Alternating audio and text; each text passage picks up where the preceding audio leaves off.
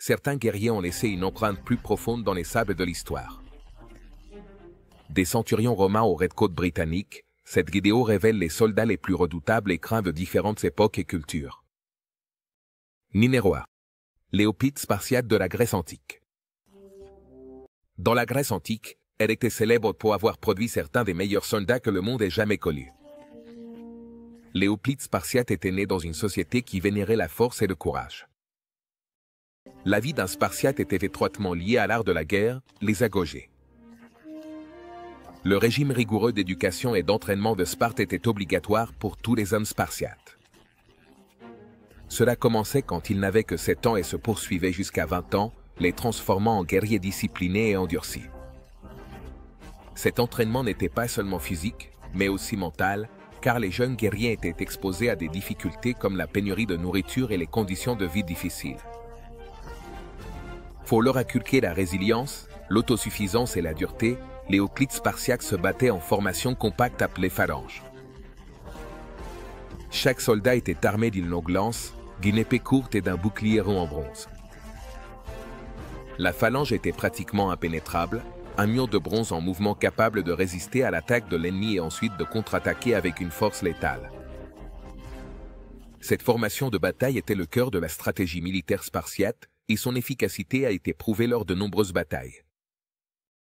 Leur habileté militaire a été démontrée lors de la célèbre bataille des Thermopyles, en 480 avenue Jésus-Christ, où le roi Léonidas et ses 300 hoplites spartiates, avec leurs alliés, ont tenu tête pendant 3 jours à l'énorme armée perse, dirigée par le roi Xerxès Ier.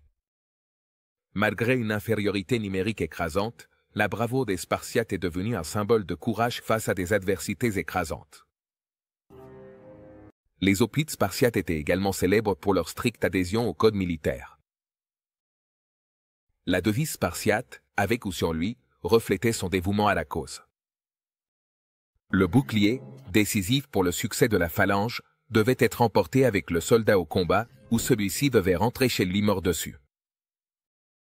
Perdre son bouclier au combat était une honte, pire que la mort pour un Spartiate. La sévérité de la discipline martiale des Spartiates et leur compétence de combat supérieure avaient un immense impact psychologique sur leurs ennemis.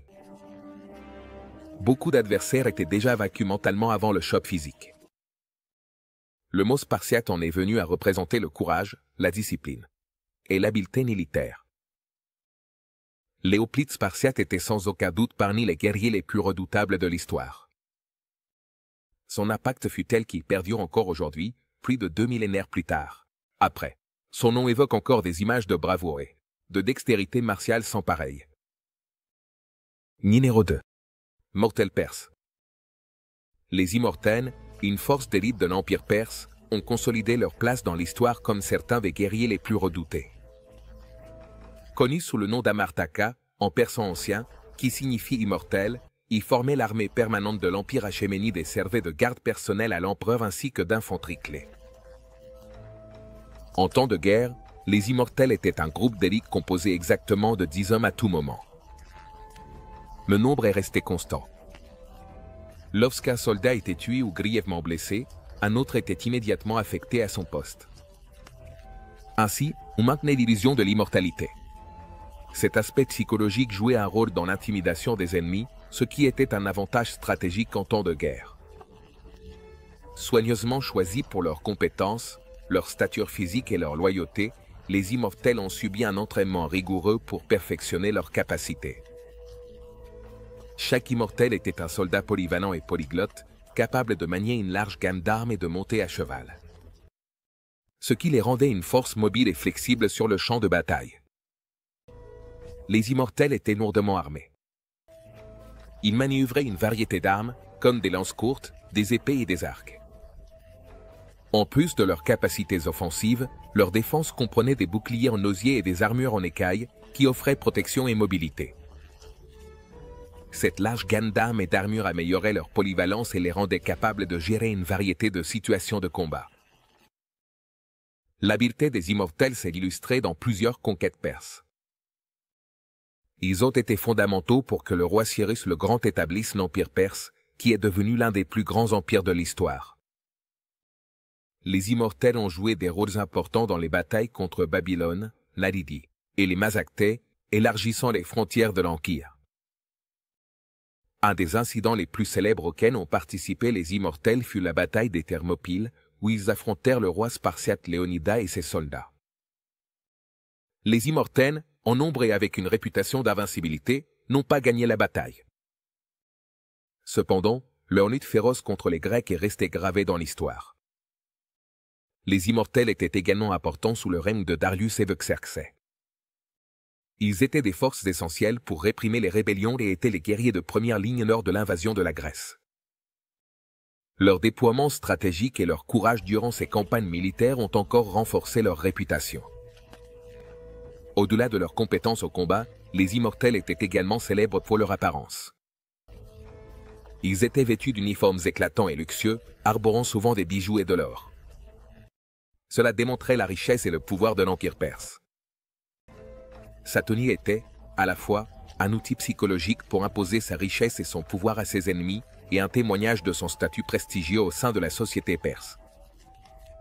L'héritage des immortels perdure. Aujourd'hui, ils sont un symbole du pouvoir et de la grandeur de l'Empire perse. Leur habileté, leur discipline, et la peur qu'ils inspiraient à leurs ennemis. Ils ont fait des immortels certains des soldats les plus respectés et redoutés de l'histoire. Leur réputation, les récits de leurs batailles et leurs conditions uniques et immortelles leur ont assuré une place dans les annales de l'histoire militaire. Numéro 3. Les centurions romains. Le troisième soldat le plus discipliné et efficace de l'histoire militaire, ils ont gagné la réputation d'être les soldats les plus disciplinés et efficaces jamais connus. Ces guerriers, qui constituaient la colonne vertébrale de l'armée romaine, se distinguaient par leurs capacités exceptionnelles en leadership, leur discipline inébranlable et leur redoutable compétence au combat. Un centurion était le commandant d'une centurie, une unité militaire qui comprenait entre 80 et 100 soldats, bien que ce nombre puisse varier. Le terme centurion dérive de centum, un mot latin qui signifie 100. Les centurions étaient des officiers professionnels de l'armée romaine qui faisaient preuve d'habileté sur le champ de bataille et de capacité à commander des troupes de manière efficace. Devenir centurion n'était pas facile. Il fallait des années de service militaire, un impressionnant palmarès de bravoure et de compétences au combat, ainsi que la capacité de diriger les soldats. Un centurion devait être discipliné et habile, capable d'inspirer ses troupes et de maintenir la discipline. Souvent dans des circonstances extrêmement difficiles. Les centurions ont joué un rôle central dans l'expansion de l'Empire romain, qui, à son apogée, s'étendait sur 3 continents. On ne peut parler de victoire militaire romaine sans souligner la contribution des centurions. Ils dirigeaient les batailles depuis le front et leur commandement. Cela faisait souvent la différence entre la victoire et la défaite. Un des centurions les plus célèbres était Lucius Vornus, qui a servi sous les ordres de Jules César pendant sa conquête de la Gaule. Les récits de César décrivent Varnus et un autre centurion, Titus Culo, comme des modèles de bravoure et de compétences militaires. En tant que reflet de la réputation de bravoure et de dévouement aux devoirs des centurions, ils étaient facilement reconnaissables sur le champ de bataille. Ils portaient un casque distinctif avec une crête transversale qui les rendait visibles pendant la bataille et permettait à leurs hommes de suivre leur exemple. Ils portaient aussi une baguette de Vignon Viti, qui symbolisait leur rang et leur autorité. En plus de leurs compétences en combat et en leadership, les centurions étaient connus pour leur discipline rigoureuse. Ils étaient responsables de maintenir l'ordre au sein de leur rang, de s'assurer que les soldats respectaient leur rigoureuse routine d'entraînement et d'appliquer des punitions à ceux qui enfreignaient le strict code militaire. Romains. Bien que les centurions soient connus pour leur dureté et leur sévérité, ils étaient aussi célèbres pour leur souci du bien-être de leurs soldats. Ils partageaient les difficultés de leur zone, ce qui créait un sentiment de camaraderie et de respect mutuel. Ce lien entre les centurions et leurs soldats était essentiel pour le moral élevé et l'efficacité de l'armée romaine.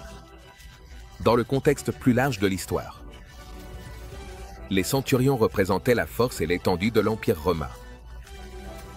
Ils ont été fondamentaux pour façonner un empire qui a duré des siècles. Et il a laissé une empreinte indélébile dans le monde.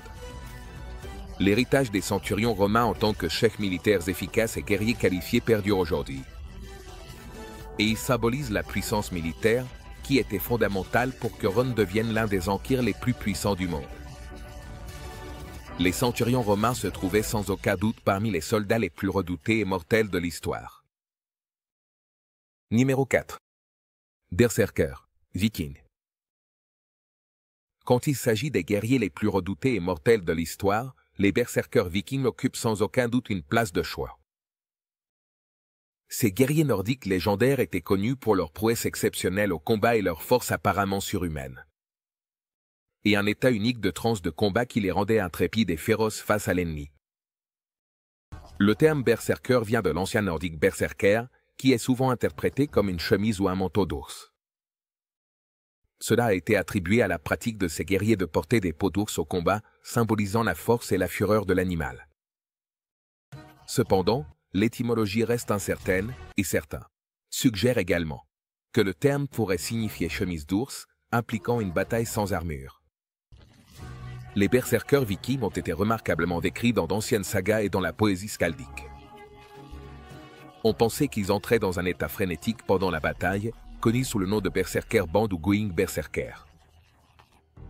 Dans cet état, on disait qu'ils faisaient preuve d'une force inhumaine, d'une immunité au feu et au fer, et d'une rage sauvage terrifiante qui en faisait des adversaires dangereux et imprévisibles. La nature exacte de cet état de fureur a été l'objet de nombreux débats parmi les historiens et les académiciens. Certains l'attribuent à des pratiques spirituelles ou religieuses, où les berserkers invoquent l'esprit d'animaux comme des ours ou des loups, pour absorber leur force et leur férocité. D'autres suggèrent une possible connexion avec la consommation de substances hallucinogènes ou mènent avec des troubles psychologiques. Malgré ces ambiguïtés, ce qui reste indiscutable, c'est la réputation des berserkers en tant que guerriers redoutables. Ils servaient souvent de troupes d'assaut lors des raids vikings, menant la charge avec leurs cris de guerre redoutables et leurs attaques implacables. Sa réputation était telle que même ses alliés les trouvaient déconcertants, car ils ne savaient jamais ce qu'un berserker pourrait faire une fois que la frénésie de la bataille était déclenchée. Les berserkers étaient également célèbres pour leur style de combat personnel. Plutôt que de participer à des formations militaires organisées, ils excellaient dans des exploits individuels de force et de courage. Cela les rendait inestimables dans des situations comme des championnats, des duels, ou des combats individuels qui apparaissent souvent dans les sagas nordiques. Cependant, les mêmes traits qui les rendaient redoutés et vénérés ont également conduit à leur déclin. À mesure que les sociétés scandinaves ont commencé à se centraliser et à créer des forces militaires plus régularisées, les berserkers imprévisibles et incontrôlables ont commencé à être perçus comme un fardeau. Finalement, vers la fin de l'ère viking, les berserkers avaient pratiquement disparu. Cependant, l'héritage des berserkers vikings continue d'inspirer admiration et fascination. Ils sont devenus un symbole de l'esprit sauvage et intrépide de l'ère viking, et leur nom résonne avec des histoires de force et de fureur. Malgré leur disparition, les berserkers restent gravés dans notre mémoire collective, comme certains des soldats les plus vétours et redoutés de l'histoire. Numéro 5. Chevaliers du Moyen Âge. Le Moyen Âge se caractérisait par l'essor des chevaliers, un groupe d'élite de soldats lourdement armés, dont la réputation de bravoure, d'honneur et de compétences martiales reste légendaire. Imprégnés de chevaleresque et poussés par des obligations féodales, ces chevaliers ont été un facteur clé dans la configuration des paysages militaires, sociaux et culturels du monde médiéval. Le chemin vers la chevalerie était ardu. À 7 ans, les garçons de noble lignée étaient envoyés dans les châteaux d'autres seigneurs. En tant que pages, on leur enseignait les bonnes manières, la religion et les normes sociales, en plus des principes de base du combat. Vers 14 ans, ils devenaient écuyers. Ils servaient directement sous le titre de chevalier, apprenant des compétences de combat plus avancées et participant à des batailles. À l'âge de 21 ans, si un écuyer avait prouvé sa valeur, il était nommé chevalier de manière cérémonielle, promettant de défendre les codes de la chevalerie. Les chevaliers sont peut-être plus célèbres pour leur armure et leurs armes. Ils portaient une cotte de mailles ou une armure en plaque, ce qui leur offrait une excellente protection sur le champ de bataille. Les chevaliers utilisaient une variété d'armes, notamment des épées, des masses et des lances, qu'ils maîtrisaient grâce à un entraînement rigoureux. Le pilier des chevaliers était le cheval de guerre. Un animal fort et bien élevé, entraîné pour le combat. Un chevalier monté sur son cheval de guerre, brandissant une lance, était un spectacle effrayant sur le champ de bataille, capable de percer les lignes ennemies et d'affronter plusieurs ennemis. Cette combinaison de l'homme et de la bête était un symbole de la force et de la noblesse des chevaliers. Malgré son déclin, l'image du chevalier médiéval reste emblématique. Ils sont souvent romancés dans la littérature et le cinéma, incarnant les vertus de bravoure, d'honneur et de galanterie. Les chevaliers du Moyen Âge figuraient sans aucun doute parmi les soldats les plus redoutés et mortels de leur époque. Son influence a transcendé les siècles et son héritage en tant qu'épitomé de la chevalerie et de l'habileté martiale continue à façonner notre compréhension du monde médiéval. Numéro 6. Les janissaires ottomans. Les janissaires étaient les unités d'infanterie d'élite de l'Empire ottoman, connues pour leur discipline, leur cohésion et leurs redoutables compétences martiales. Leur recrutement unique et leur méthode d'entraînement rigoureuse les distinguent des forces militaires contemporaines et de leur influence sur le champ de bataille. Et au sein de l'Empire, cela les a transformés en l'un des soldats les plus redoutés et respectés de l'histoire. Les janissaires ont été formés pour la première fois au XIe siècle. Sous le sultan Mourad Ier, en tant que corps de troupes de la maison royale, fidèles uniquement au sultan, ils étaient recrutés par le système de Veshirm, qui prenait des enfants chrétiens de leur foyer dans les Balkans, les convertissait à l'islam et les recrutait pour le service ottoman. Cette méthode garantissait leur loyauté indéfectible au sultan et créait un sentiment d'unité et de fraternité parmi les troupes. L'entraînement des janissaires était dur, mais complet, et transformait ces jeunes en soldats disciplinés et efficaces. L'entraînement comprenait un conditionnement physique, la pratique des armes et l'éducation aux tactiques et aux arts militaires. Ils étaient également formés à divers métiers et arts, ce qui soutenait leur logistique et stimulait l'économie de l'Empire. Cette éducation intégrale les distinguait de leurs contemporains. Les janissaires étaient organisés en vorta ou régiments, chacun ayant une fonction spécifique sur le champ de bataille. Ils furent parmi les premières troupes à utiliser des armes à feu, et leur habileté avec les mousquets et les canons leur a donné un avantage significatif. Malgré leur classification d'infanterie, ils étaient également formés au combat monté pour les situations nécessitant de la mobilité. Malgré leur faim, l'héritage des janissaires perdure. Ils ont été parmi les premiers à utiliser une armée permanente au lieu de levée tribale ou féodale. Son uniforme distinctif, sa musique martiale et son habileté au combat ont été représentés dans diverses œuvres d'art et de littérature. Les janissaires étaient sans aucun doute l'un des soldats les plus redoutés et mortels de l'histoire. Son influence a non seulement façonné l'Empire ottoman, mais aussi le cours de l'histoire militaire. Numéro 7. Guerriers samouraïs du Japon. Célèbres pour leurs compétences martiales, leur discipline et leur loyauté indéfectible envers leur seigneur. Les samouraïs étaient l'incarnation de la classe guerrière au Japon, et ils ont façonné les structures militaires, sociales et culturelles du pays pendant des siècles. Le mot samouraï signifie « ceux qui servent », une description juste pour ces guerriers qui consacraient leur vie à leurs seigneurs féodaux ou daimyo. Ils sont apparus vers le Xe siècle. Au cours de la période Heian, ils ont atteint leur apogée. Sengoku, une époque de guerre civile intense.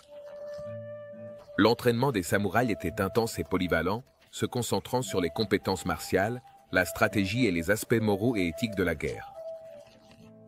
Dès leur plus jeune âge, les samouraïs ont reçu une formation au tir à l'arc, à l'équitation et à l'escrime, et le katana est devenu le symbole de l'identité samouraï. Cette épée courbe et aiguisée comme une lame n'était pas qu'une arme. C'était un artefact sacré qui représentait l'honneur et l'esprit guerrier du samouraï. Les samouraïs étaient également formés à l'art du bushido ou le chemin du guerrier.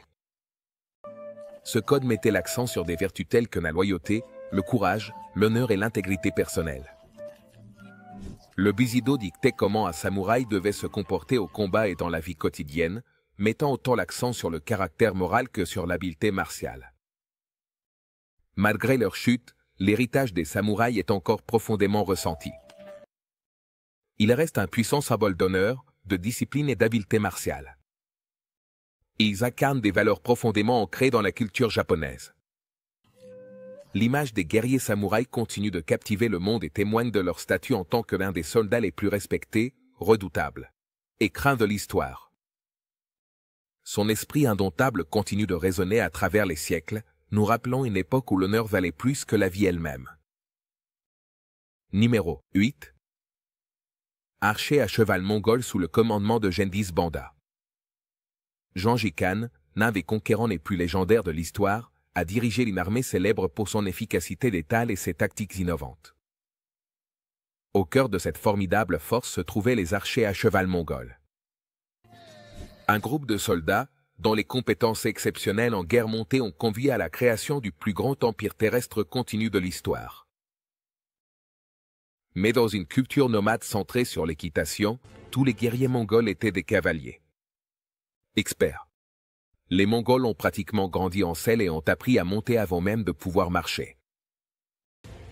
Ce lien si profond avec les chevaux offrait aux guerriers mongols un niveau de mobilité et de vitesse sur le champ de bataille qui n'avait pratiquement pas d'égal à l'époque. Les guerriers mongols étaient tout aussi habiles avec l'arc. Ils utilisaient l'arc recourbé composite, une arme célèbre pour sa puissance et sa précision. Construit à partir de couches de bois, de cornes et de tendons, ces arcs étaient suffisamment compacts pour être utilisés à cheval, mais suffisamment puissants pour pénétrer l'armure à des distances importantes. Les guerriers s'entraînaient sans relâche et apprenaient à tirer avec précision à cheval au grand galop. Un exploit impressionnant, même selon les normes actuelles. La combinaison de la maîtrise de l'équitation et du tir à l'arc faisait des archers à cheval mongols des combattants incroyablement polyvalents. Ils pouvaient participer à des combats au corps à corps, à des tactiques de guérilla ou à des retraits planifiés, selon les exigences de la situation. Cette polyvalence, combinée au génie stratégique de Gengis Khan, a permis aux Mongols de surpasser en manœuvre et en combat des ennemis plus nombreux et apparemment plus puissants. Malgré leur déclin, les archers à cheval mongols ont laissé une marque profonde dans l'histoire. Leurs tactiques ont influencé les stratégies militaires ultérieures et leurs réalisations ont contribué à la diffusion de la culture et des connaissances dans toute l'Eurasie. C'est un témoignage de l'efficacité dévastatrice de la mobilité et de la guerre à distance, ce qui leur a permis de se faire une place parmi les soldats les plus redoutés et létaux de l'histoire. 9. Guerriers Apaches.